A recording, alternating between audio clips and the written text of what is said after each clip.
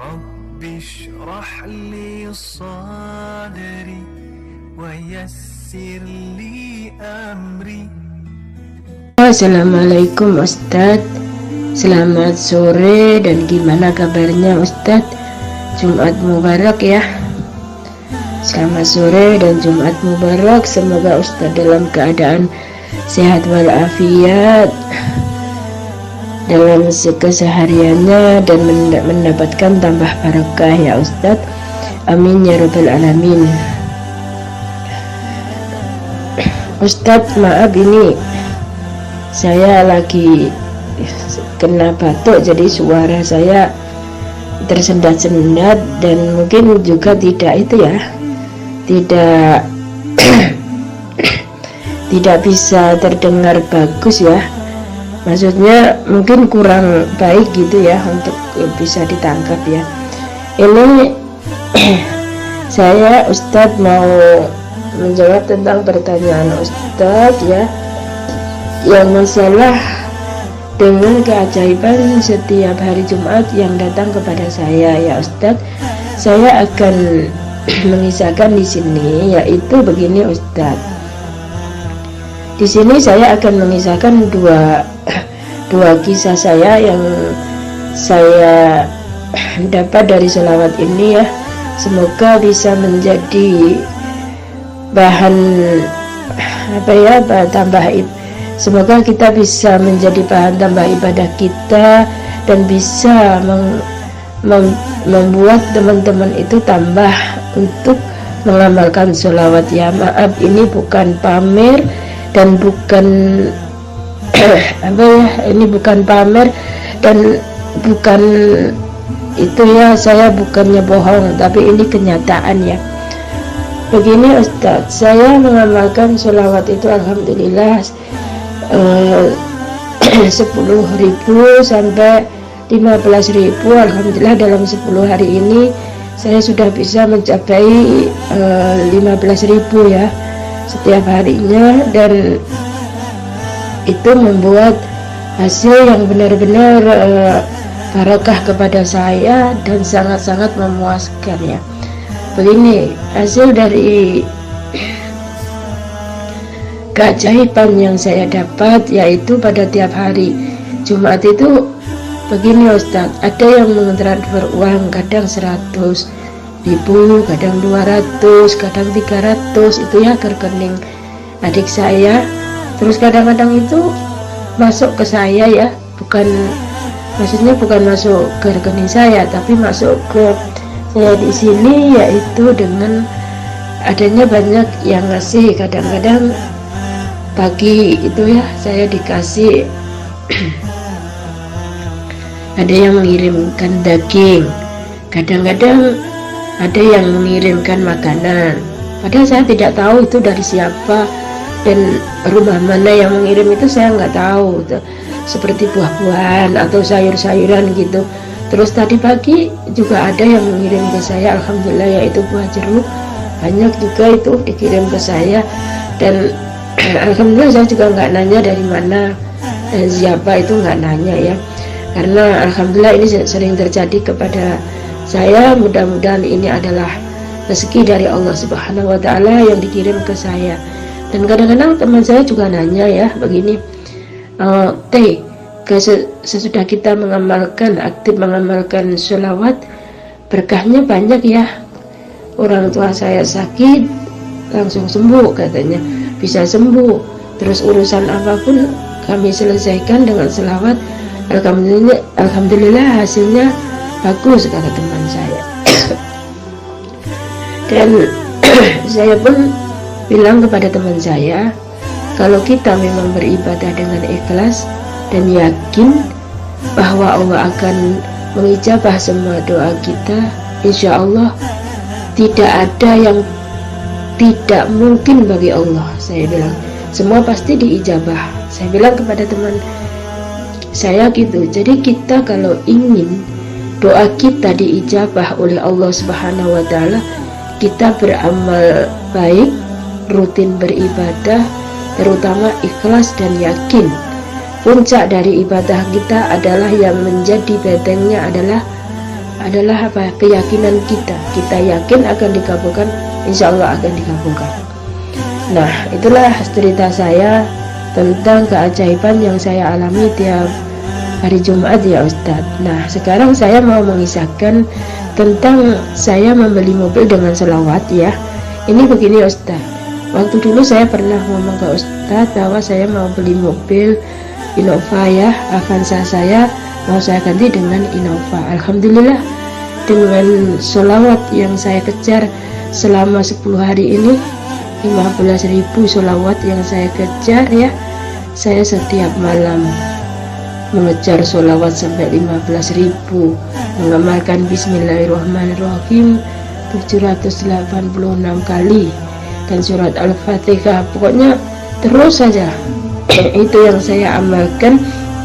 Dan tidak lupa juga dengan surat Al-Ikhlas, minimal saya membaca surat Al-Ikhlas 1000 kali ya, dan sholawat mujiat. Alhamdulillah semuanya berjalan lancar, beres, dan alhamdulillah Allah maha segala-galanya ya. Terus ceritanya begini, saya kan gabung di itu ya, di join group ya. Di situ ada para pembisnis dari luar negeri semua, para pembisnis real, bukan investasi ya. Di situ yaitu saling nge-share ya, apa yang harus dijual, yang dikirim ke negara sana, ke negara sini, ke negara, pokoknya itu begitulah dalam grup itu ya. Terus saya share produksi Indonesia yang bisa saya kirim ke sana. Nah, akhirnya apa? Saya nge-share sendiri kerajinan tangan adik saya ya, yaitu karena adik saya itu punya usaha, juga usaha saya sendiri, juga usaha saya juga itu ya. Karena kami sudah nggak ada orang tua ya, orang tua saya udah meninggal dari saya umur berapa ya, 12 tahun atau 10 tahun waktu itu ya. Terus keduanya udah meninggal waktu menunaikan ibadah haji di Mekah waktu itu. Terus saya diasuh oleh nenek saya ya. Jadi adik saya itu sekarang masih kuliah dan sambil kerja, yaitu di bidang kerajinan tangan, mebel ya, seperti ya lemari ya, tempat tidur, kursi, pokoknya seperti itu juga. Dan selain itu juga kerajinan tangan yang unik ya, seperti itu mangkok, piring, dari vas bunga, sendok, pokoknya bagus-bagus begitu ya, yang tadi yang saya share ke Ustadz itu. Nah, itu pun Masya Allah tabarakallah, hasil yang dikerjakan oleh adik saya itu, padahal dia nyambi kuliah ya, tapi di situ saya carikan orang untuk bekerja juga ya. Jadi apa ya, hasilnya sangatlah lumayan. Dia bisa mengirim ke Malaysia, ke Brunei, ke itu ya. Alhamdulillah saya share di grup Usinis itu, dan alhamdulillah di situ ada Usinis dari negara Kanada. Sedangkan dari negara Kanada itu membutuhkan itu bahan ya, membutuhkan kerajinan yang saya share itu. Dia langsung nanya ke saya, ini harga berapa dan ini dari mana, diproduksi dari siapa gitu ya. Terus saya bilang ini dari saya dan ini diproduksi oleh keluarga saya sendiri, kata saya. Terus dia bilang Indonesia ya, iya sini Indonesia. Saya bilang iya ini Indonesia, iya saya bilang gitu. Terus dia bilang, katanya nanya juga berapa harganya ini, katanya begitu. Dia nanya ke saya, terus saya bilang itu harganya kalau nggak salah ya, kalau uang Indonesia itu 300.000 per biji. Nah, padahal harga yang saya jual di Indonesia itu biasanya 85.000, ada yang 100 ya, ada yang 100 lebih, tinggal apa yang bentuk yang dipesan itu ya, para pembeli itu. Dan alhamdulillah dia bilang, saya sangat suka banget dengan kerajinan ini, tolong kirim ke saya sebanyak-banyaknya tanpa batas, katanya, karena ini mau saya edarkan di negara Kanada. Selain itu nanti saya, dan dia bilang tolong kirim sebanyak-banyaknya ya, ini mau saya edarkan di negara Kanada dan mau saya pasarkan ke negara lain, kata dia. Terus saya bilang oke lah, kata saya. Terus setelah itu saya nanya ke adik saya, "Dik, ada berapa ya?" "Sudah ada banyak itu Kak, tapi pesanan orang lain belum diambil dan uangnya juga belum dikasih," katanya. Kata adik saya begitu. "Oh, coba ya SMS ke yang mau membutuhkan itu, mau dikirim kapan. Kalau memang tidak dikirim sekarang, bisa kita pakai dulu, kita kirim ke orang lain dan nanti dia dibikinkan lagi setelah ini." Nah, adik saya menurut itu langsung di SMS, itu ditanya kapan butuhnya pengiriman, katanya ini mau saya kirim ke Malaysia bulan Maret Mas, katanya begitu. "Oh, kalau begitu saya akan ganti dulu ya," katanya. "Mau saya kirim dulu ke orang lain ya, bagaimana?" Katanya, "Bapak setuju nggak?" Terus dia ngomong sama adik saya, "Setuju Mas, nggak apa-apa karena masih bulan Maret, masih lama juga," katanya. Nah, setelah itu adik saya punya ada berapa ya, antara lain ada 3.000 ya, ada 3.000 biji barang ya. Terus akhirnya saya suruh semua masukkan ke kotak, saya mau kirim ke Kanada, dan saya bilang ke mister yang di Kanada itu bahwa ada 3.000 biji. Nah, sekarang kalau begitu kirim uangnya ke saya, ke rekening adik saya ini, saya bilang gitu. Akhirnya uang langsung dicairkan semua, dari biaya pengiriman, dari pokoknya semuanya dikirim, nggak ada yang kurang gitu ya. Alhamdulillah, ini berkat rezeki dari Allah Subhanahu wa Ta'ala.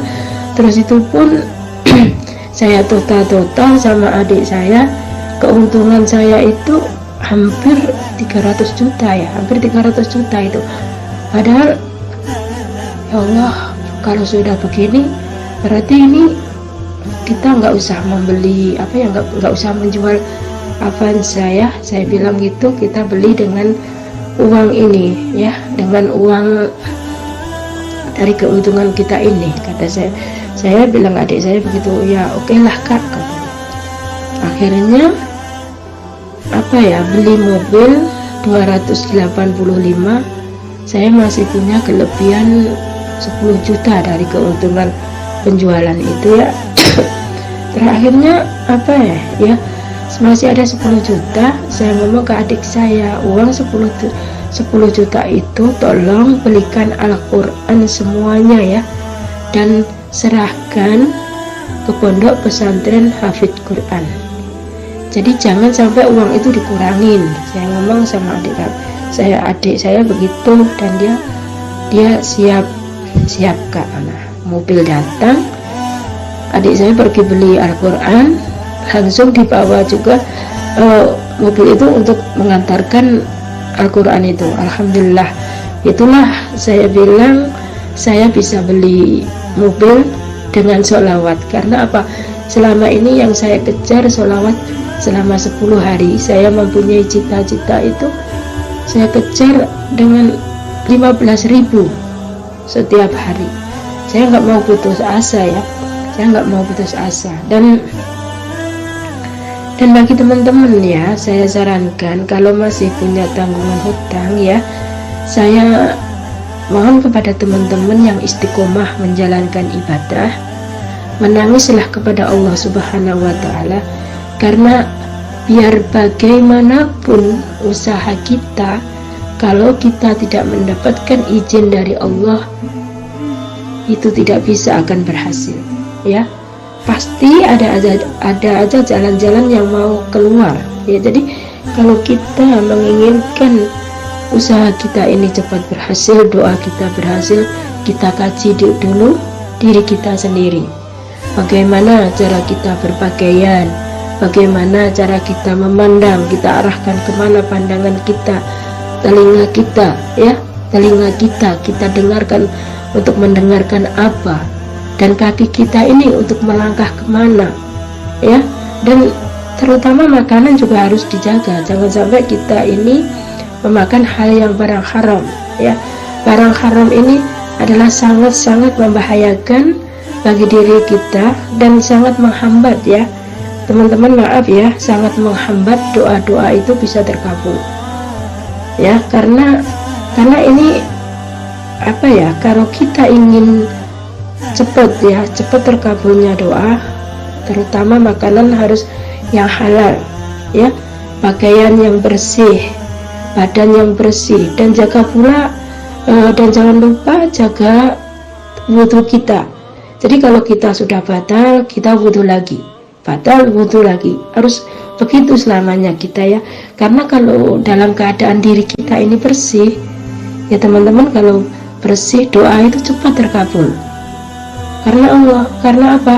Karena Allah itu mencintai sesuatu yang suci dan bersih, ya. Jadi kepada teman-teman, kalau sudah mengamalkan sholawat belum ada hasil, kalau sudah mengamalkan sholawat belum ada hasilnya, kita kaji, ya, bagaimana diri kita sendiri. Jangan sok pernah punya prasangka yang negatif, ya, terutama kepada Allah Subhanahu wa Ta'ala.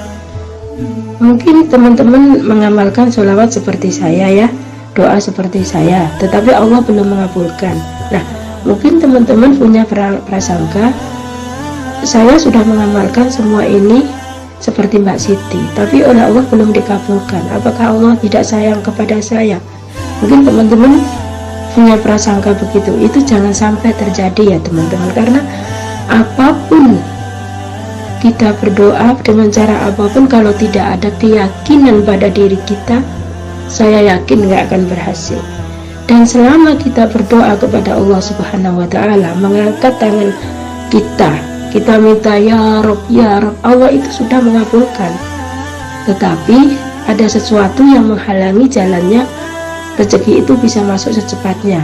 Makanya saya kasih kepada teman-teman, kaji dulu diri kita sendiri dulu, bagaimana persahabatan kita dengan teman-teman, bagaimana kita dengan orang tua, sanak saudara, dan bagaimana kita dengan bersedekah. Nah, saya jelaskan juga, ya, setiap selesai, ya, saya ini mengumpulkan uang uang koin, ya. Uang koin itu saya kumpulkan, caranya begini. Saya mengumpulkan uang koin, setiap selesai sholat fardu saya masukkan ke kotak amal. Nah, ini saya sedekahkan, 1 zuhur, 1 asar, pokoknya setiap selesai sholat fardu saya masukkan uang koin itu satu persatu dalam kotak. Nah, nanti kalau sudah banyak, perkiraan sudah banyak, ya, saya ganti, saya pergi ke bank, ya. Setelah itu saya kirim, ya, saya kirim ke siapa yang mau saya kasih. Nah, itu sedekah, yang dimana sedekah itu merupakan kebiasaan saya, ya. Selain sedekah pagi setiap hari, tapi saya sedekah setelah salat fardu itu alhamdulillah saya tidak lupa. Saya menjalankan ini mungkin sudah 3 tahun namanya, ya. 3 tahun lamanya menjalankan sedekah itu. Makanya alhamdulillah selama saya mempunyai permasalahan, selama itu alhamdulillah saya selalu ada jalan keluarnya. Dan alhamdulillah juga selama ini saya nggak punya nggak punya hutang kepada tetangga atau ke siapa. Saya kemarin yang saya bilang 75 juta itu karena saya mengganti uang teman saya yang ikut bisnis saya. Ternyata bisnis itu tidak resmi, jadi dibawa kabur oleh akhirnya saya bertanggung jawab harus mengganti, ya, yang kemarin 75 juta itu yang saya terangkan itu. Jadi kepada teman-teman semua saya mohon istiqomahkan dalam beribadah. Saya yakin Allah itu sangat menyayangi hambanya. Karena apa? Sebuah apapun yang terjadi, ya, masalah apapun yang terjadi dengan kita, semua itu pasti ada hikmahnya, ya. Kalau kita ditegur, ya, diuji oleh Allah karena hutang, ditegur oleh Allah karena masalah, ditegur oleh Allah karena sakit. Itu sebenarnya nikmat bagi kita. Kalau kita termasuk orang yang bersyukur, adalah nikmat. Karena apa? Dengan diujinya begitu oleh Allah Subhanahu wa Ta'ala, jalan kita untuk lebih mendekatkan diri kita kepada Allah Subhanahu wa Ta'ala. Karena semua itu saya jalani ya, semua ini saya rasakan sendiri. Waktu kemarin saya belum terjerat masalah hutang mengganti uang teman saya yang memintanya selalu mendesak. Itu saya mengamalkan sholawat setiap hari juga, tapi saya tidak sampai pada ribuan ya. Saya mungkin 300, 200 setiap hari. Sholat-sholat sunnah-sunnah itu saya jalankan terus. Tapi saya tidak seperti yang sekarang ini ya. Dengan teguran Allah kemarin, saya ini sekarang malah tambah mendekatkan diri saya kepada Allah Subhanahu wa Ta'ala. Saya percaya kepada Allah Subhanahu wa Ta'ala bahwa semua yang diujikan kepada kita ini adalah jalan untuk mendekatkan diri kita kepada Allah Subhanahu wa Ta'ala.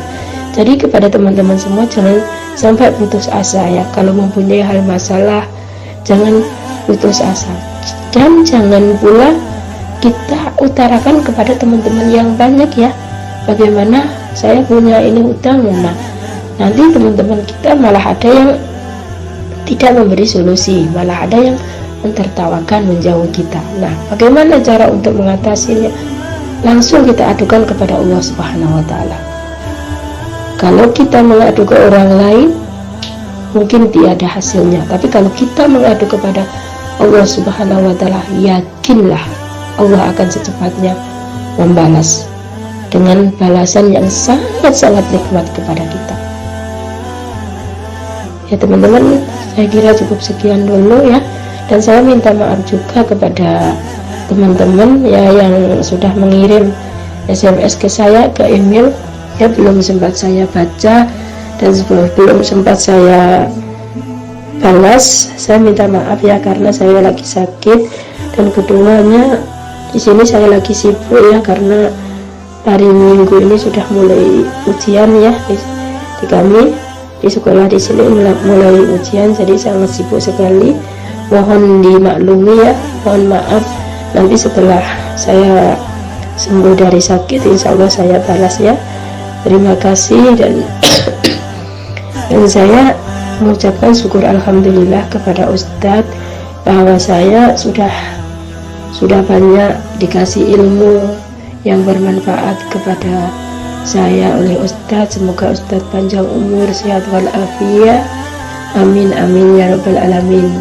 Dan teman-teman juga yang masih mempunyai hutang, semoga oleh Allah diberi cepat terselesaikan. Dan yang punya sakit, semoga cepat sembuh. Dan permasalahan apa aja yang dihadapi oleh teman-teman kita, semoga cepat terselesaikan. Dan janganlah lupa ya membaca sholawat yang sebanyak-banyaknya ya.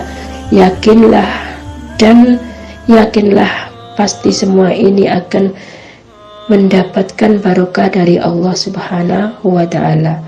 Terima kasih ya Ustadz, dan terima kasih teman-teman. Wassalamualaikum warahmatullahi wabarakatuh.